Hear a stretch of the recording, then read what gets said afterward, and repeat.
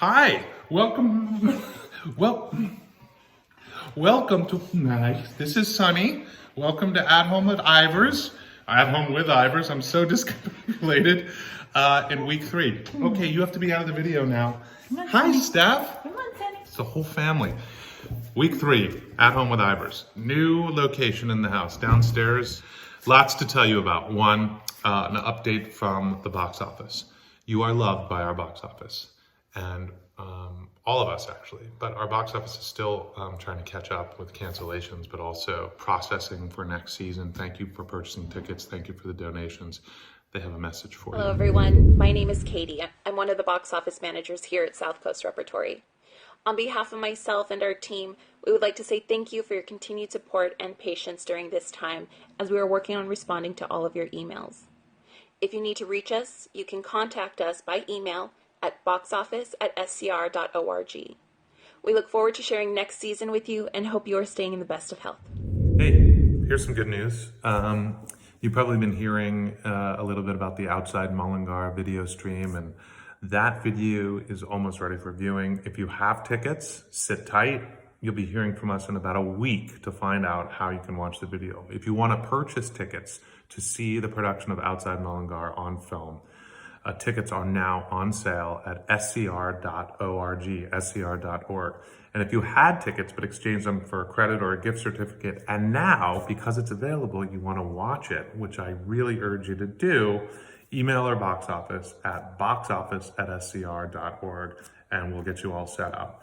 The video is only available for a limited amount of time and only a limited amount of views, so act now. All that information will be at scr.org.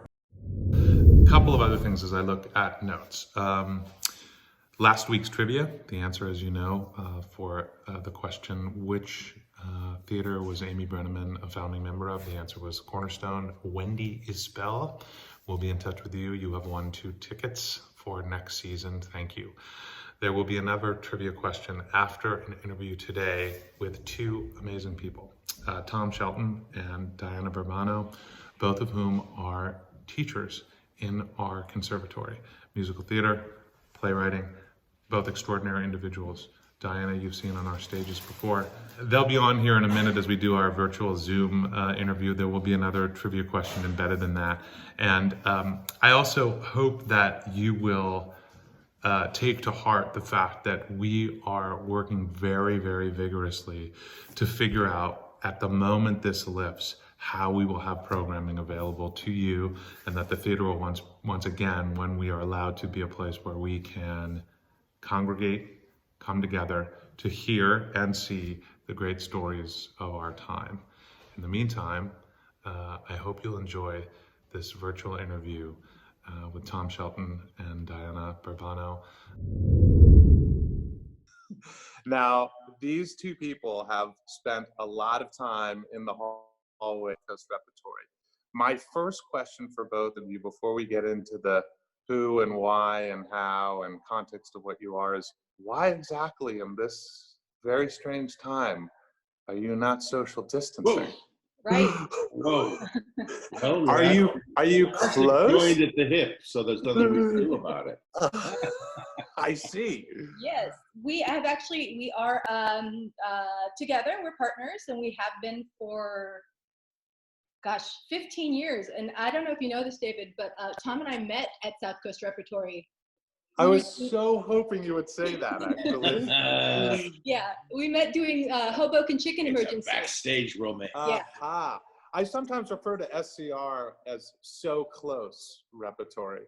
So the SC might mean, Yeah. So you met on a show, and what, Tom, were you playing piano? Were you acting? Were you both acting? What was the... Well, we were both acting, and it was, I don't know if you know the piece, but it's this really, it was a TYA, and it was a very, very, very silly piece called the Hoboken Chicken Emergency. It was, Sounds yes, it was very violent and unsettling. A giant chicken, and I played the mayor. Okay. And Diana was my trusty secretary, Miss Pickles. That's right, I was Miss Pickles. She was Very serious. This is It wasn't convincing all that we red. might have to revisit this in the next few years. Think about it. But this is what one of the things I love about both of you and one of the reasons I wanted you on, and in addition to all the things that you bring to our youth conservatory and our educational offerings at South Coast Rep, you're also practitioners. You walk the walk and walk the talk. And I love that in our field. I love when our teachers are also practitioners, that our teachers understand how to dimensionalize the art and not just speak about it, right? And I know this firsthand because I've worked with Diana and had the privilege of casting her at a couple of theaters now.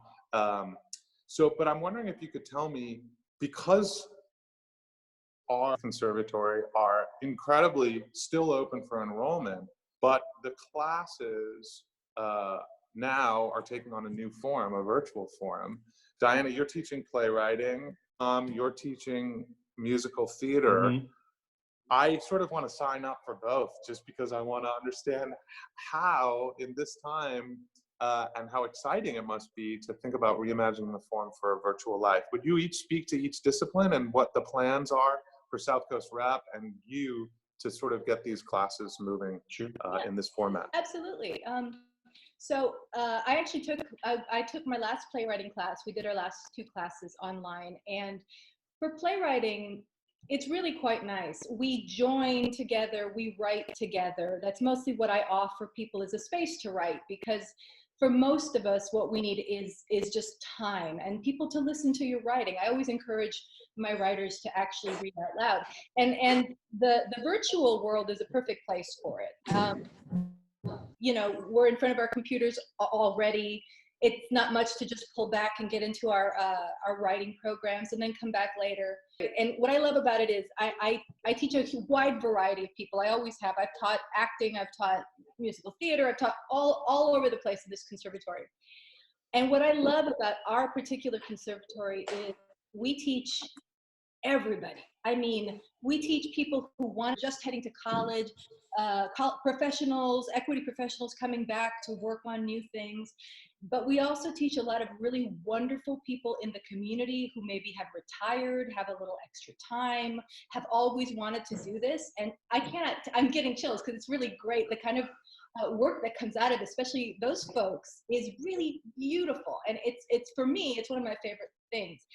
And I feel like, I know we're all isolated. If I can help, I mean, I want to be able to let people be creative. That's always been why this excites me so much to teach for this conservatory. And I really feel like, well, come be creative with me online. It'll be nurturing. And I mean, the only difference is we won't be able to really, you know, be together, but we'll be together, I think. Yeah, but this is fascinating because all of your passion, and all of your point of view still comes across dimensionally. You know, we're able to see each other and connect.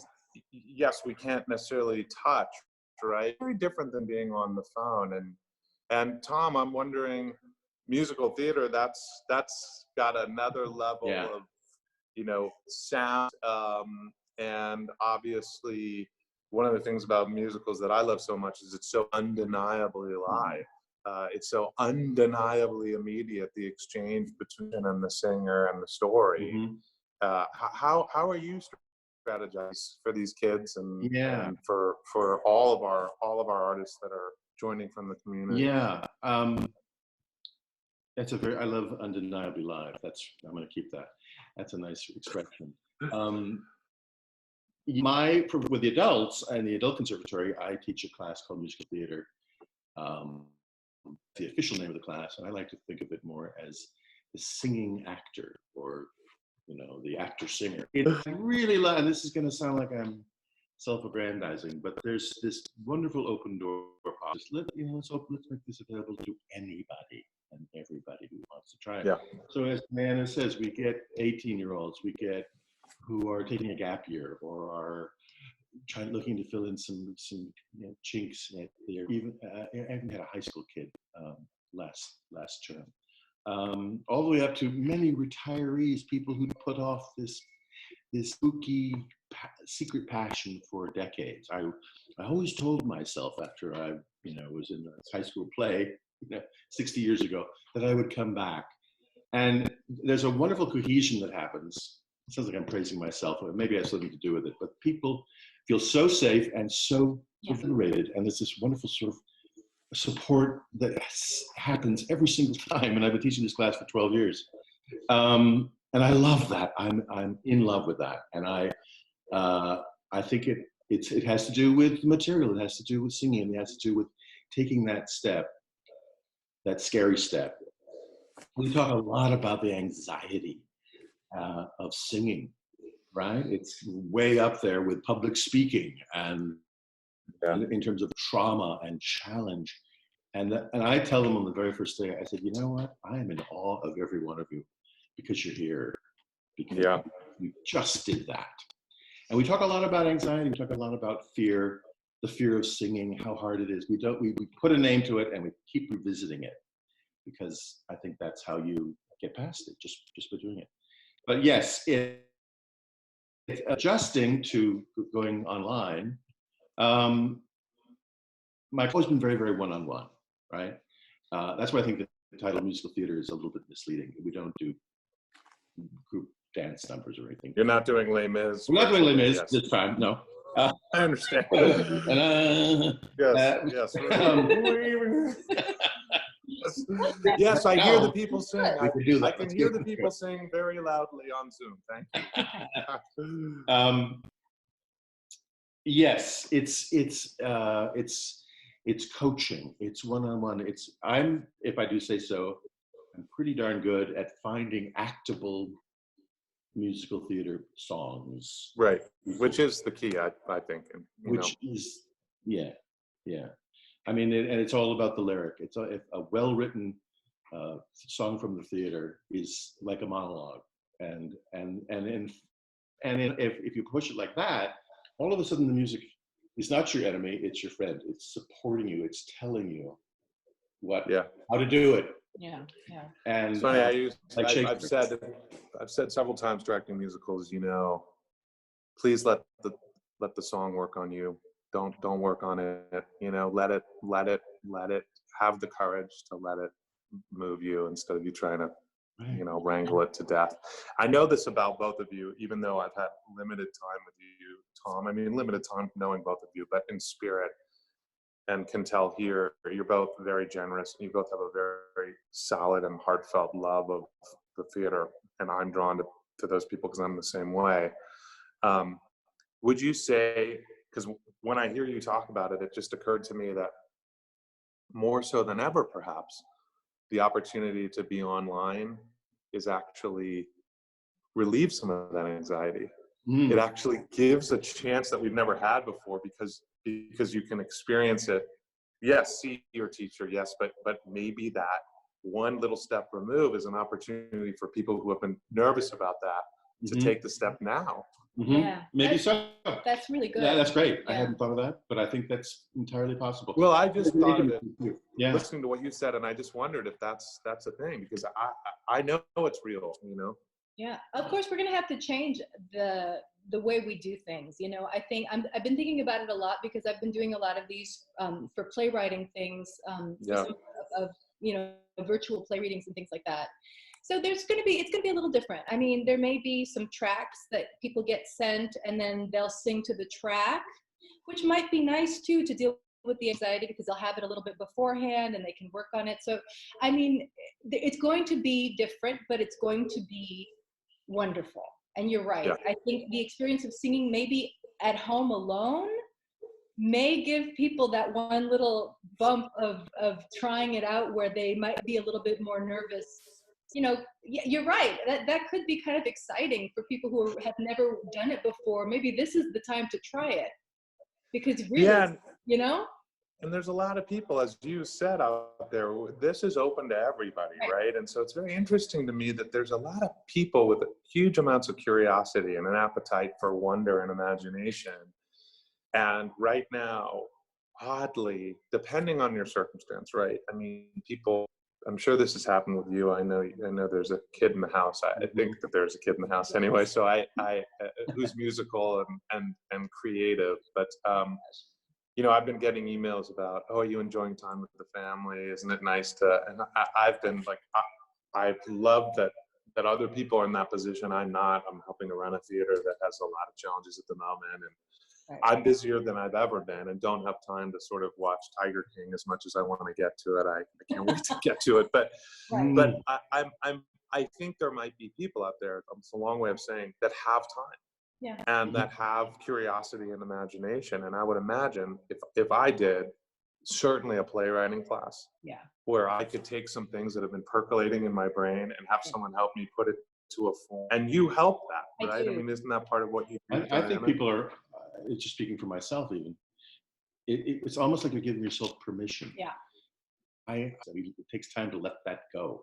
Yeah. And I think there's a little bit of a moment of feeling and maybe even a little bit depressed about, but what about the fact that I can now do that? Yeah. I can rearrange that bookshelf that I've been playing, thinking about for 20 years.